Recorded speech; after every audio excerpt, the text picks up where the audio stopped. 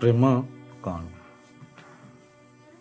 କ'ଣ କାହାକୁ ନିଜର ସ୍ୱାର୍ଥ ପାଇଁ ଭଲ ପାଇବାକୁ ପ୍ରେମ କୁହାଯାଏ?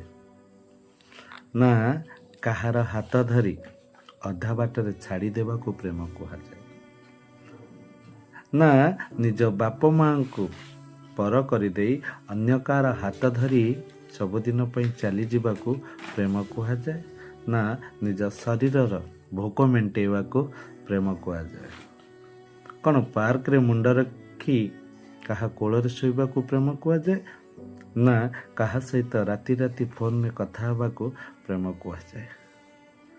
ନା ଇନଷ୍ଟାଗ୍ରାମରେ କାହା ଫଟୋ ରଖି ବାବୁ ସୁନା ଧନ ଲେଖିଦେଲେ ପ୍ରେମ କୁହାଯାଏ? ନା କାହାର ଭଲ ପାଇବାକୁ ଅଧା ବାଟରେ ଛାଡ଼ି ଚାଲିଯିବାକୁ ପ୍ରେମ କୁହାଯାଏ?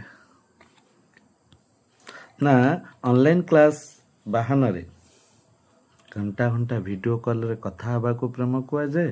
ନା କଲେଜ ଯିବାର ବାହାନା କରି କାହା ସହିତ ଯାଇ ପାର୍କ ହୋଟେଲରେ ବୁଲିବାକୁ ପ୍ରେମ କୁହାଯାଏ?